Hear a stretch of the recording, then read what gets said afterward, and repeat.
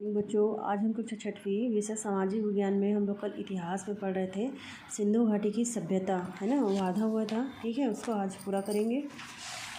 यहाँ आए थे हम। ठीक है, शिक्षिका यहाँ बोलती कि इस चित्र में आपको जो कुंड या तालाब जैसे दिखाई दे रहा है वह मोहनजोदड़ो की खुदाई से प्राप्त स्नानागार है ना। यह नगर के ऊपरी हिस्से में बना हुआ है। इस स्नानागार के चारों ओर क्या है, कमरे बने हुए हैं। बीच आंगन में चौकोर कुंड है। यह कुंड लगभग क्या है, 12 मीटर लंबा है और 7 मीटर चौड़ा, और दो पानी की निकासी के लिए क्या है, 2.5 मीटर गहरा है। इसके किनारे में क्या है, कुआं भी बना हुआ है ना। इसको देख रहे हो पूरा कैसा क्षेत्र फैला हुआ है इसका चित्र में, है ना, कि किस तरह से बना है। संभवतः इससे क्या है, पानी भरा जाता रहा होगा। और गंदे पानी की निकासी की नाली भी बनी हुई। इसके फर्श की जुड़ाई भी इस तरह की गई थी कि किसी प्रकार की नमी या पानी का रिसाव ना हो। इस स्नानागार का प्रयोग संभवतः किसी सार्वजनिक कार्य यानी धार्मिक कार्य, किसी विशेष कार्यक्रम के लिए क्या क्या समय किया जाता होगा, ऐसा अनुमान लगाया जा रहा है। ठीक है, तब विनय ने पूछा क्या इस तरह का कोई और भवन भी प्राप्त हुआ है। तो शिक्षक बोली, विनय तुमने ठीक कहा, हड़प्पा की खुदाई में एक विशाल भवन का पता चला है जो गोदाम की तरह। ऐसा अनुमान लगाया जाता है कि अन्नागार यानी अनाज रखने का स्थान होगा। ऐसे भवन सिंधु घाटी के कई और जगहों से भी प्राप्त हुए। संभवतः इन अन्नागारों में आसपास के गांवों से कर के रूप में प्राप्त अनाज रखे जाते रहे होंगे, और इनका उपयोग प्राकृतिक आपदाओं जैसे कि भूकंप, बाढ़ या सूखे की स्थिति से निपटने के लिए किया जाता रहा होगा। शासन व्यवस्था वहाँ कैसी? तो सोनू ने पूछा कि सिंधु घाटियों की शासन व्यवस्था कैसी थी, क्या वहाँ राजा होते थे?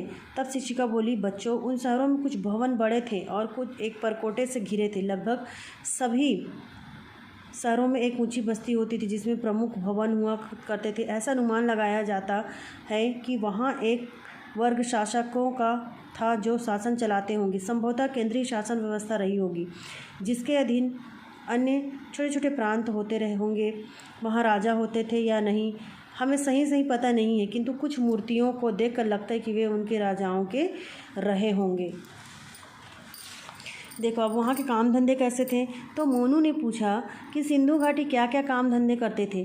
तो उनका मुख्य व्यवसाय क्या था, कृषि, है ना, खेती बाड़ी करना। किसान भी पशुपालन भी करते थे। संभवतः इसी कारण वे नदियों के किनारे बसते थे। सिंधु वासियों की प्रमुख फसलें थी गेहूँ, जौ, तिल, कपास आदि, है ना। सिंधु घाटी के शहरों में अच्छे कुशल कारीगर भी रहते थे। उन्हें धातुओं का ज्ञान भी था। वे तांबा, पीतल, रांगा, शीशा एवं कांसा आदि धातुओं से परिचित थे। खुदाई में यहाँ से बड़ी मात्रा में कांसे और तांबे के बर्तन, औजार और मूर्तियाँ प्राप्त हुई है। कांसे का प्रयोग होने के कारण इस सभ्यता को क्या कहते थे हम, कांस्य युगीन सभ्यता भी कहते हैं।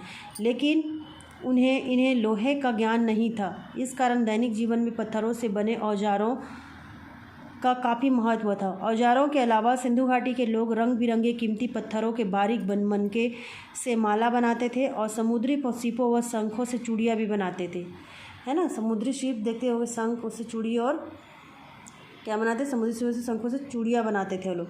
और उनके कुम्हार तो कमाल के कारीगर थे। वे बहुत ही सुंदर बर्तन बनाते थे जिन पर चित्र भी बनाए जाते थे। यहाँ उद्योग से संबंधित वस्तुएं, कुम्हार के भट्ठे, कांसा बनाने वाले कारीगर का भट्ठा, कपड़े रंगने के भट्ठे और मनके बनाने के कारखानों के अवशेष भी प्राप्त हुए हैं।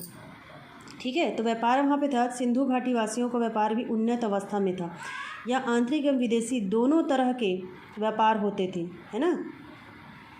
सिंधुवासी क्या करते थे, कपास, इमारती लकड़ी, तांबे के औजार, हाथी दांत एवं पत्थर के आभूषणों का निर्यात करते थे। वे सोना, रंग, कीमती पत्थर आदि का क्या करते थे, आयात करते थे, है ना,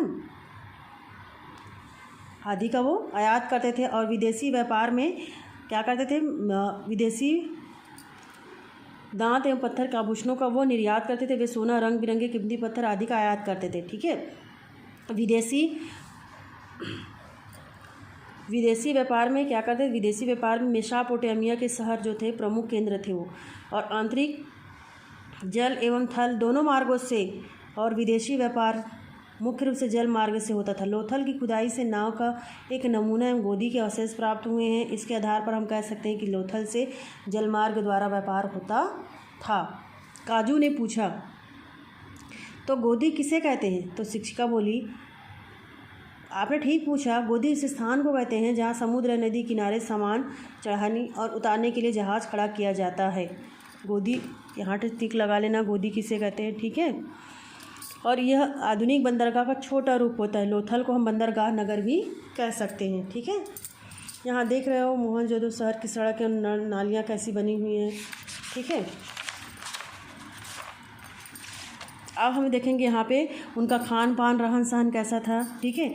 तो संदीप ने पूछा, वहाँ के लोग क्या क्या खाते होंगे और क्या पहनते होंगे, क्या वे भी हम आदि मानवों की तरह खाल पहनते थे? तो शिक्षिका बोली, सिंधु सभ्यता के लोग गेहूँ, जौ, तेल, दूध, मांस, मछली आदि खाते थे। सूती एवं ऊनी वस्त्र कपड़ों का प्रयोग करते थे। हड़प्पा की खुदाई से प्राप्त श्रृंगार पेटी तथा अन्य आभूषणों के अवशेषों से पता चलता है कि स्त्री और पुरुष दोनों श्रृंगार करते, दोनों गहने पहनते थे, है ना। स्त्रियाँ माला, चूड़ियाँ, बाजूबंद, कर्णफूल, पायल आदि आभूषणों का प्रयोग करती थी जो सोना, हाथीदांत, तांबे और बहुमूल्य पत्थरों के बने होते थे, ठीक है। सिंधुवासी मनोरंजन के लिए क्या करते थे? नृत्य करते थे, है ना, नाच गाने का, पासे का खेल खेलते थे। बच्चे मिट्टी के खिलौने का उपयोग करते थे और उन शहरों के जो खंडहरों से बहुत से खूबसूरत खिलौने मिले हैं। सोनू जानना चाहता था कि वे किन देवी देवताओं की पूजा करते थे।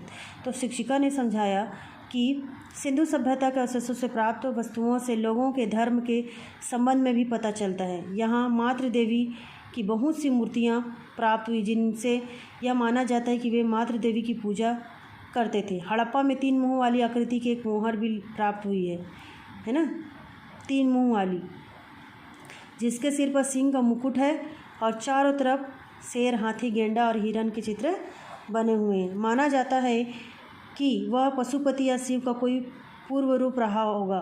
खुदाई से प्राप्त अधिकांश मोहरों और बर्तनों में पीपल के पेड़ तथा कई तरह के पशुओं के चित्र बने हैं। एक मुहर में कुबड़दार बैल का चित्र मिला है। ये देख रहे हो, कुबड़दार बैल, है ना।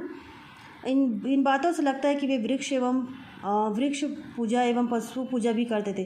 पीपल उनका प्रमुख पूजनीय वृक्ष था और सिंधुवासी मृतकों का अंतिम संस्कार भी करते थे। संभवतः वे शवों को जमीन में गाड़ देते थे। लिपि क्या थी? तो शुभ्रकांत ने पूछा, क्या सिंधु सभ्यता के लोग पढ़ना लिखना भी जानते थे? तो शिक्षिका बताई कि बच्चों, खुदाई से जो मोहरे, मिट्टी के बर्तन एवं अन्य वस्तुएं प्राप्त हुई उनमें क्या है, लिपि के कुछ नमूने मिलते हैं। यह चित्रलिपि है। चित्र के माध्यम से समझाते थे ना, जो दाई से बाईं ओर लिखी जाती है। दुर्भाग्य से इस लिपि को आज तक पढ़ा नहीं जा सका है, आज तक कोई नहीं पढ़ पाया। अतः हमें उनकी पढ़ाई लिखाई के बारे में सही जानकारी अभी तक क्या है, नहीं मिल पाई है कि वो लोग कैसे पढ़ते थे, कैसे लिखते थे, है ना, किस माध्यम से। तो उनकी जो लिखावट है आज तक कोई उसको नहीं समझ पाया है। सिंधु सभ्यता का अंत कैसे हुआ? तो सोनू ने पूछा, इतनी विकसित सभ्यता का अंत कैसे हो गया? किस प्रकार का पूरा शहर मिट्टी में दब गया? तो शिक्षक बोली, बच्चों, यह विषय आज तक रहस्यमय बना हुआ है, आज तक कोई नहीं जानता है ना, इतनी बड़ी सभ्यता का अंत कैसे हो गया। किंतु ऐसा माना जाता है कि किन्हीं कारणों से उनका शहरी जीवन क्या है, धीरे धीरे कमज़ोर होता गया। लोग ऐसे काम धंधों में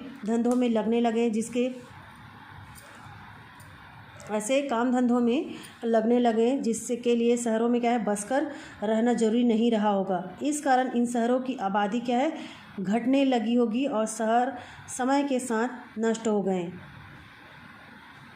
गए होंगे। वहाँ रहने वाले लोग छोटे छोटे गाँवों में रहने लगे होंगे।